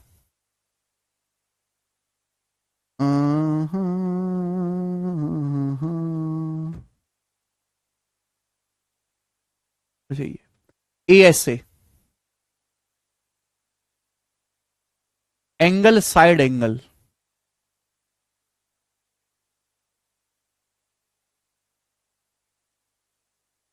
angle side angle, ASA। Triple A कुछ नहीं है, ट्रिपल ए कुछ नहीं है, ट्रिपल ए कुछ नहीं है। देखो वैसे मुझे ये भी बताने की जरूरत नहीं है, वैसे तो ये भी बताने की जरूरत नहीं है। मैंने आपको ये क्या बोला है? मैंने आपको ये बोला है कि अगर किन्हीं भी दो सिमिलर ट्रायंगल के, अगर किन्हीं दो सिमिलर ट्रायंगल की करस्पॉन्डिंग लेंथ बराबर हो जाए, करस्पॉन्डिंग लेंथ, दो समरूप त्रिभुजों की अगर संगत भुजाएं बराबर हो जाती हैं तो वो कॉन्ग्रुएंट सर्वांगसम बन जाते हैं। मैंने लाइन खुल के बोली, आपने लिख भी ली होगी, लिख ली ना बेटा? अगर दो समरूप त्रिभुजों की करस्पॉन्डिंग लेंथ बराबर हो जाती है तो वो कॉन्ग्रुएंट बन जाते हैं। अब जैसे मेरे दोस्तों आपके सामने हमने दो ट्रायंगल बनाए, एक ट्रायंगल ABC और दूसरा ट्राइंगल बनाया बच्चों हमने यहां पर DEF, दूसरा त्रिभुज बनाया DEF। अब इन दोनों त्रिभुजों में दो एंगल सेम है, माना ये एंगल बी जो है ये थीटा है, यहां पर ये थीटा है, यहां पर ये अल्फा है मेरे दोस्तों, ये अल्फा है, दो एंगल सेम है। जाहिर सी बात है अगर दो एंगल सेम है तो तीसरा एंगल ऑटोमेटिकली सेम हो जाएगा, तीसरा एंगल ऑटोमेटिकली सेम हो जाएगा, ये वाला कि तीनों कोणों का योग 180 होता है, अगर दो फिक्स है तो तीसरा ऑटोमेटिकली फिक्स हो जाएगा। यानी कि इसका मतलब ये हो गया दोनों ट्राइंगल सिमिलर तो हो ही गए। अब आप बताओ, दो एंगल बराबर है और उन दोनों एंगल के बीच की साइड सेम है, दो एंगल बराबर है और उन दोनों एंगल के जो बीच में साइड बन रही है वो सेम है, ये सेम है मेरे प्यारे भाई, आपको दिया हुआ है कि BCEF सेम है। अगर आप देखो ये दोनों ट्राइंगल सिमिलर तो हैं, ये दोनों इस एंगल के सामने और ये एंगल डी के सामने करस्पॉन्डिंग साइड है, ए और डी करस्पॉन्डिंग संगत कोण है, दोनों बराबर हैं। एंगल ए के सामने एंगल डी के सामने करस्पॉन्डिंग साइड, जब करस्पॉन्डिंग साइड ही आपस में बराबर हो गई, उनका रेशियो ही 1:1 हो गया, तो दोनों ट्राइंगल कैसे बन जाएंगे, कॉन्ग्रुएंट बन जाएंगे। समझ में आया? नहीं नितिशा?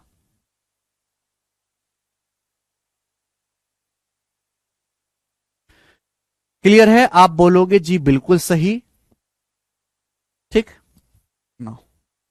अब आखिरी कंडीशन है, बचपन में जो आपके दिमाग में फर्जी बेवजह की चीजें डालेगी उसको निकाल दो। कंसेप्ट वो तो बचपन में तो आपको रटाया गया कि ये भी रट लो, ये भी रट लो, ये भी रट लो, ठीक है ना। मैं आपको रटा नहीं रहा, मैंने तो आपसे सिंपल सी बात बोली भाई कि अगर दो समरूप त्रिभुज हैं और उनकी संगत भुजाएं बराबर हैं तो कॉन्ग्रुएंट बन जाएंगे। इस एक बात से बहुत सारी चीजें आपको रटनी नहीं पड़ेंगी। सबसे आखिर में है RHS, और ये केवल राइट एंगल में लगता है, राइट एंगल में बहुत इंपॉर्टेंट है RHS।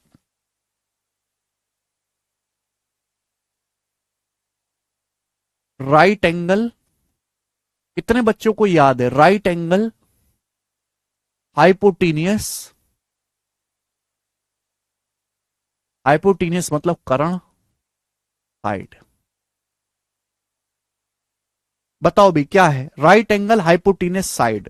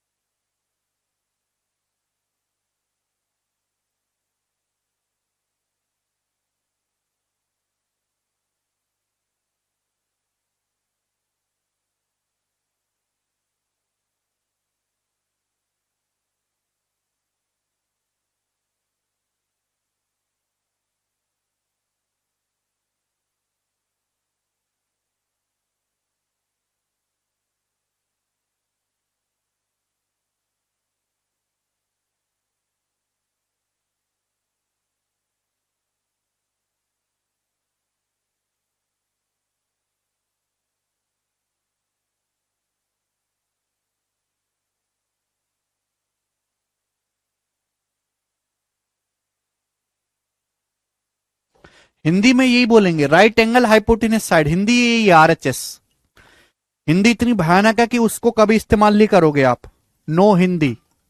बचपन में भी हिंदी वाले मास्टर इंग्लिश में ही बताते थे चीजें, मैं भी हिंदी मीडियम से पढ़ा हूं, बट उसने इंग्लिश में ही बताई थी, ठीक है ना। देखो मेरे दोस्तों, ये वाली जो है कंसेप्ट केवल राइट एंगल में लगेगा। अगर आपके पास दो समकोण त्रिभुज है, अगर आपके पास दो समकोण त्रिभुज है, दो समकोण त्रिभुज इस प्रकार से, दो समकोण त्रिभुज, सुनना मेरी बात गौर से। अगर आपके पास दो समकोण त्रिभुज हैं ABC और DEF, DEF, इन दोनों में एक बात तो एक कॉमन होगी कि भाई दोनों ही राइट एंगल हैं। एक तो राइट एंगल सेम होना चाहिए, उसके बाद दोनों का हाइपोटीनस सेम होना चाहिए, कर्ण। दोनों का हाइपोटेनस 90 के सामने भाई जो इसका हाइपोटेनस है वह इसका हाइपोट, दोनों का कर्ण सेम है। एक तो मेरे दोस्तों राइट एंगल सेम होना चाहिए, राइट एंगल होने चाहिए दोनों ही, दोनों का हाइपोटेनस सेम होना चाहिए, और कोई भी एक भुजा सेम होनी चाहिए, कोई भी एक साइड सेम होनी चाहिए, कोई भी एक साइड सेम होनी चाहिए। सपोज यहां पे बीसी और एएफ बराबर है, राइट एंगल है दोनों ही, मेरे पैर भी दोनों का हाइपोटेनस सेम है, और ये एक भुजा बीसी और ईएफ बराबर है, तो दोनों ट्राइंगल आपस में कॉन्ग्रुएंट हो जाएंगे, सर्वांग सम। आप कहोगे सर ऐसा क्यों? पाइथागोरस से। भाई अगर हाइपोटेनस सेम है, सपोज एग्जांपल के लिए दोनों का हाइपोटेनस 13 है, दोनों का हाइपोटेनस, और एक साइड बराबर है, एग्जांपल के लिए सपोज दोनों की 12 है, तो जब मैं पाइथागोरस लगाऊंगा 13 12, तो पाइथागोरस से 5 नहीं आ जाएगा, ये 13 12 5 नहीं आ जाएगा। जब यहां पर ये 5 12 13 5 12 13 सब सेम आ गए, तो कॉन्ग्रुएंट बन गए कि नहीं बन गए? आप बोलोगे हाँ जी सर बन गए। इसका मतलब यह है कि अगर आपके पास स्टूडेंट यहां पर दो राइट एंगल ट्राइंगल हैं, अगर उनका हाइपोटेनस सेम है और कोई एक साइड सेम है मेरे दोस्तों, कोई एक भुजा सेम है, तो क्या बन जाते हैं मेरे प्यारे भाई? वो राइट एंगल, वो कॉन्ग्रुएंट सर्वांगसम बन जाते हैं। ये दोनों बिल्कुल एक जैसे हैं। यहां तक किसी बालक को कोई डाउट, कोई समस्या? क्या नहीं समझ आया अभिनव, मुझे बताओ कि ये बात समझ नहीं आई।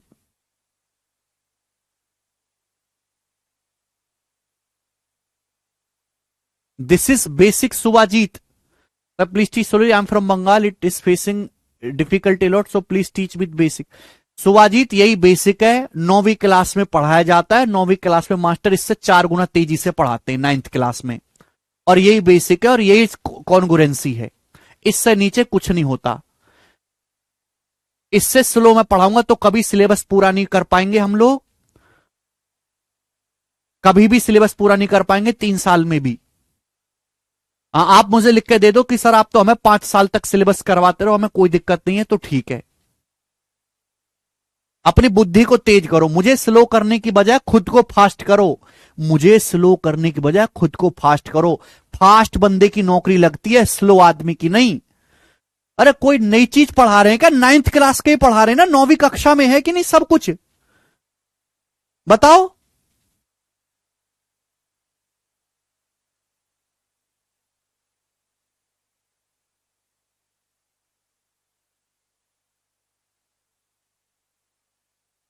9वीं क्लास में बिल्कुल पढ़ाई नहीं करी, बचपन में कभी जिंदगी में कुछ नहीं पढ़ा, सरकार की कृपा से पास हो गए, तो क्या करें बताओ हम? स्कूल में भी इतने डिटेल में नहीं बताया गया आपको।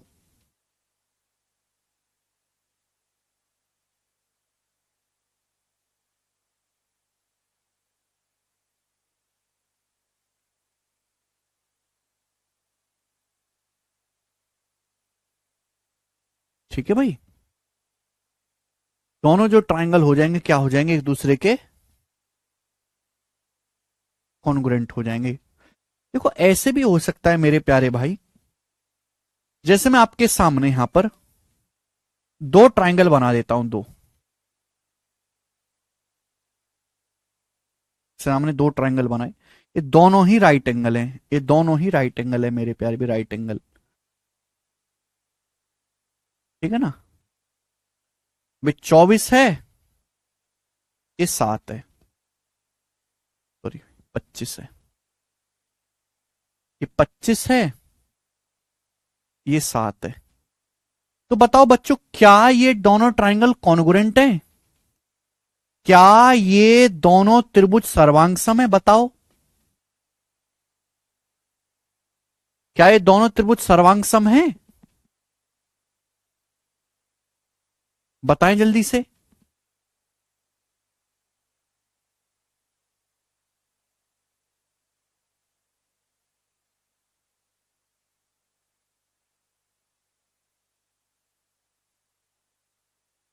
इतने स्लो क्यों हो तुम यार? हैं? क्या दोनों ट्रायंगल ट्रायंगल सर्वांगसम है? बिल्कुल है, बिल्कुल सेम है, कॉन्ग्रुएंट है। भाई दोनों राइट एंगल हैं, दोनों का हाइपोटेनस सेम है, दोनों में एक भुजा सेम है, बस यहां पे टिल्ट ही तो कर दिया गया है तो सेम ही, बस इसको ऐसे ना घुमा के ऐसे घुमा के लिख दिया है, ठीक है ना, है तो सेम ही, तो ये दोनों ट्रायंगल भी यहां पर कॉन्ग्रुएंट यानी कि सर्वांग सम है। कोई तकलीफ इसमें दो पैसे की नहीं है। अरे भैया, दो राइट एंगल ट्राइंगल हैं, दोनों राइट एंगल हैं, दोनों का हाइपोटेनस सेम है और एक भुजा बराबर है, तो भुजा तो ऑटोमेटिकली इक्वल आ जाएगी, ये भी 24 ये भी 24, तीनों भुजा बराबर नहीं होगी, कॉन्ग्रुएंट हो गए, बात समाप्त। बस यहां पर फिगर ऐसे है, यहां पर इस तरीके से है, टिल्टी तो करके लिख दिया है और तो कुछ नहीं किया। हाँ, अगर मैं आपसे पूछूं कि बताओ ट्राइंगल ए बी सी किसके कॉन्ग्रुएंट है, तो कैसे लिखोगे? ट्राइंगल एबीसी किसके कॉन्ग्रुएंट है बताइएगा, तो ये मत कर दीजिएगा कि triangle D A B C D E F के कॉन्ग्रुएंट है, तो गलत हो जाएगा ये। करस्पॉन्डिंग वर्टेक्स की जगह ही करस्पॉन्डिंग वर्टेक्स लिखना है आपको बच्चों। अब आप ये बताओ, यहां पर ये राइट एंगल कौन सा है, यहां पर बी राइट एंगल है, यहां पर ई, तो ई आएगा मेरे प्यारे भाई, ई। अब मेरे दोस्तों यहां 7 के सामने ए है, यहां 7 के सामने एफ है, तो ए के करस्पॉन्डिंग एफ है, बचा डी, तो ABC triangle F E D के कॉन्ग्रुएंट है, एफ ई डी के, एफ ई डी।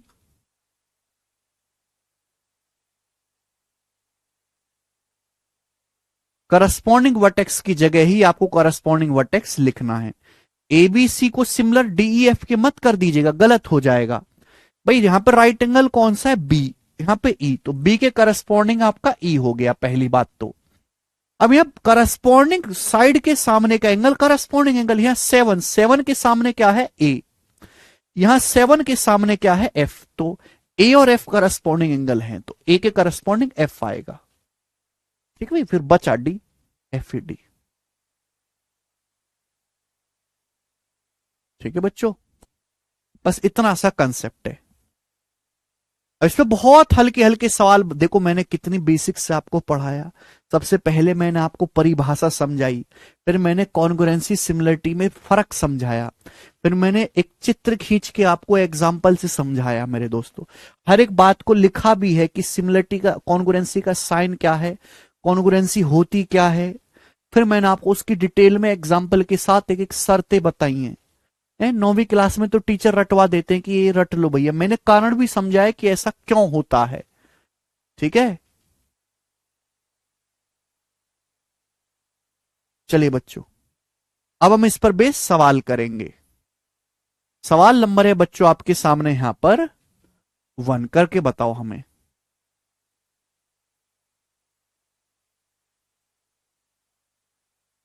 जल्दी से। अब देखो ये सवाल 2023 के प्री में है, ये भी प्री का सवाल है, लेकिन इस सवाल का स्टैंडर्ड देखो आप कितना गिरा हुआ, ये भी प्री का सवाल है।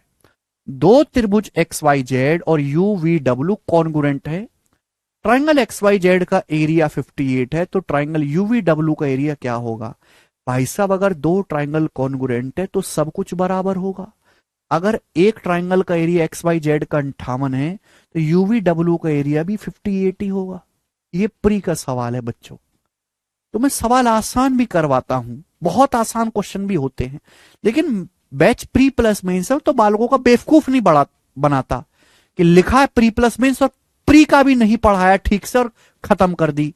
मैं प्री भी पढ़ाता हूं और मैं मेंस भी पढ़ाता हूं, एक साथ होगा, दोनों चीजें एक साथ। अब बुद्धि इतनी तेज करो अपनी कि प्री और मेंस एक साथ झेलने की ताकत हो बुद्धि में, ठीक है ना। अब ऐसे सवाल करवाता रहूं तो खुश होते रहोगे, अगर मैं ऐसे ही सवाल और ऐसी ही चीजें पढ़ाता रहूं तो आप सब खुश होते रहोगे, उससे आपका प्री तो निकल जाएगा एक बारी को, मेंस कभी नहीं निकलेगा। फिर आपका ये रहोगा सर 3 साल से प्री तो निकल रहा, मेंस नहीं निकल रहा। 95% बालक तो ऐसे ही है ना, जो जिनका केवल प्री पास होता है, कभी मेंस निकल ही नहीं पाता। क्यों नहीं निकल पाता? कि मेंस लेवल का उन्होंने कभी पढ़ा ही नहीं है, उन्होंने कभी मेंस की तैयारी करी नहीं है, वो केवल प्री लेवल की चीजें पढ़ के अपने आप को महाराजा समझ रहे हैं। नौकरी प्री से नहीं लगती, मेंस से लगती है, मेंस में, जो मेंस में बढ़िया परफॉर्म करेगा।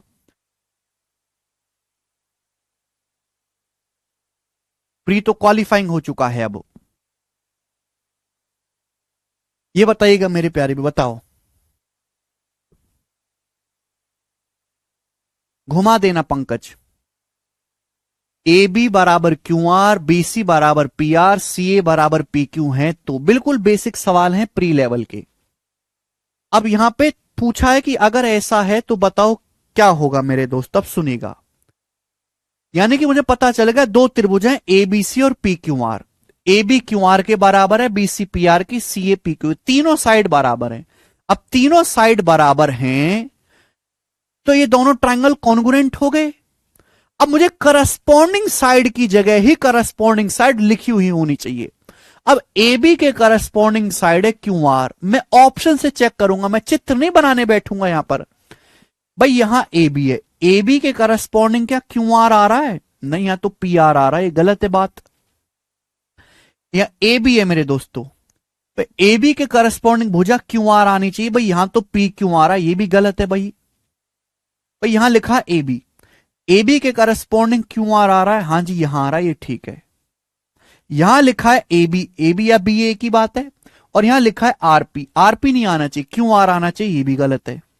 तीन ऑप्शन गलत हो गए, तो जो चौथ बचा है सी वही सही होगा, बात खत्म। ऐसे करना है आपको। सब बच्चों का आंसर आ गया, सी ऑप्शन सही।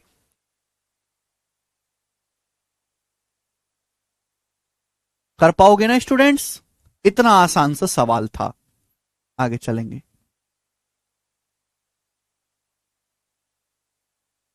ये बनाओ बच्चों, करो।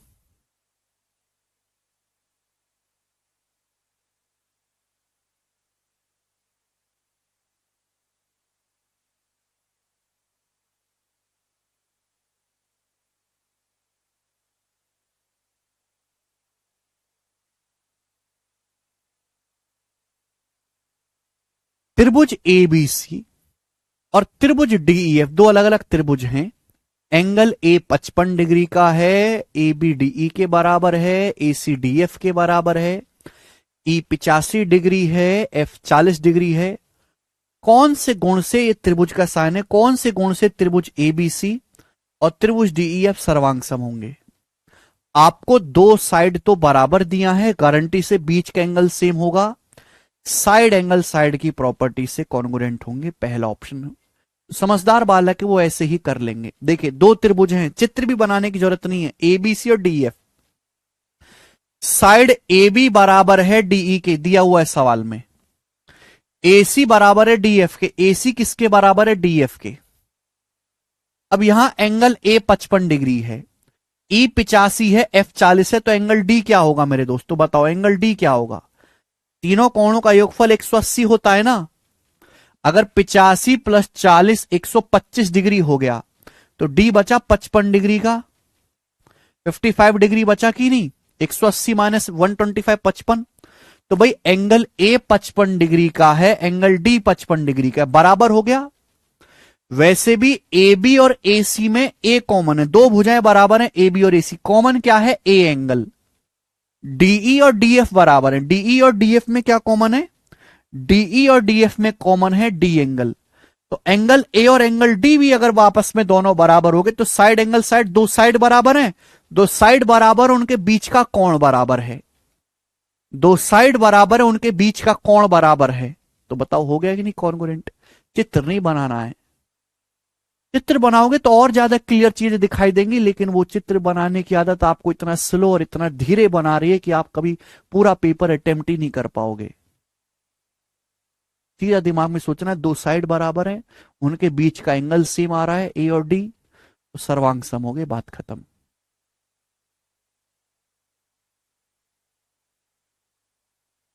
ये बनाओ। सवाल नंबर 4, त्रिभुज एबीसी, ट्राइंगल एबीसी और ट्राइंगल पी क्यू आर, दो ट्राइंगल है, बी क्यू के बराबर है, सी आर के बराबर है। देखो बी जो है वो क्यू के बराबर है, सी जो है वो आर के बराबर है, ये दोनों कोण बराबर हैं। जब दो कोण बराबर हैं तो तीसरा ऑटोमेटिकली सेम हो जाएगा, पी ए के बराबर हो गया। तीनों कोण बराबर हो गए तो सिमिलर आ गए। ए बी बराबर 2 PQ, ए बी जो है PQ का दुगुना है, ए बी और PQ करस्पॉन्डिंग साइड है।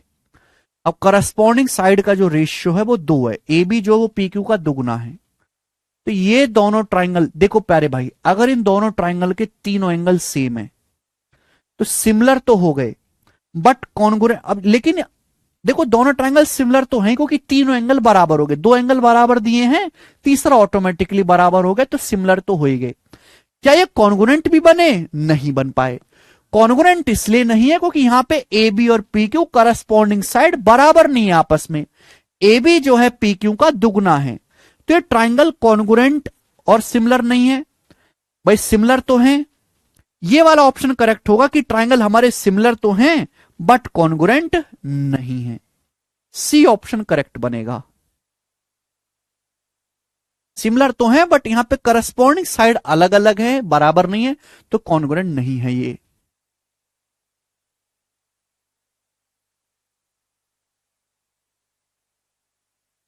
ये बनाओ 5वां सवाल।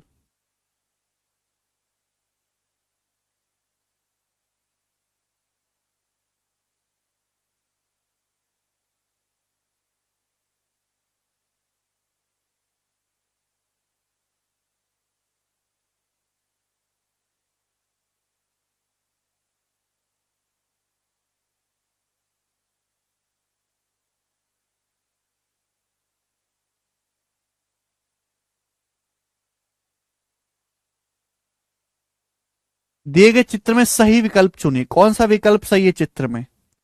चित्र दिया, ये 50 डिग्री का है, ये 60 डिग्री का है, ये 70 डिग्री का हो जाएगा ऑटोमेटिकली 70। ये 70 है, ये 60 है, तो कितना हो जाएगा? 50 हो जाएगा। 180 होना चाहिए ना, 7 6 13 और 5 18, 180 हो गया। तीनों कोण बराबर है, तीनों कोण बराबर हैं, तो सिमिलर तो है ही। अभी देखो ये दोनों भुजाएं बराबर दी है, ये सिमिलर तो है ही मेरे प्यारे भाई। आप बोलोगे हाँ जी सर। अब यहां पर ये दोनों भुजाएं बराबर दी हैं, दोनों भुजाएं क्या है? 50 डिग्री के सामने की साइड और यहाँ 50 डिग्री के सामने की साइड डीएफ, तो करस्पॉन्डिंग साइड सेम है। करस्पॉन्डिंग साइड अगर सेम है तो दोनों ट्राइंगल कॉन्ग्रुएंट बन जाएंगे, कॉन्ग्रुएंट बन जाएंगे, गलत है बात। अब किसके कॉन्ग्रुएंट है भाई? भाई यहां एंगल ए 60 है, यहां पे ई 60 है, तो ए के करस्पॉन्डिंग ई आएगा, यहाँ ए के करस्पॉन्डिंग एफ है, यहाँ ए के करस्पॉन्डिंग डी है, ये भी गलत हो गया। तो क्या बचा? पहला ऑप्शन, पहला ऑप्शन ही सही है। ए के करस्पॉन्डिंग ई है, बी 50 के करस्पॉन्डिंग बी के करस्पॉन्डिंग एफ है, और 70 सी के करस्पॉन्डिंग जो है वो डी है। ऑप्शन नंबर यहां से ए करेक्ट है। सिमिलर तो है बट कॉन्ग्रुएंट भी बन गई है, कॉन्ग्रुएंट।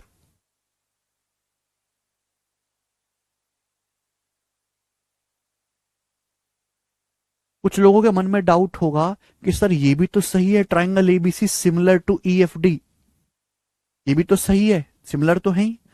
तो ये सही तो है पर ये, लेकिन ये अधूरी जानकारी है। क्या है? अधूरी जानकारी।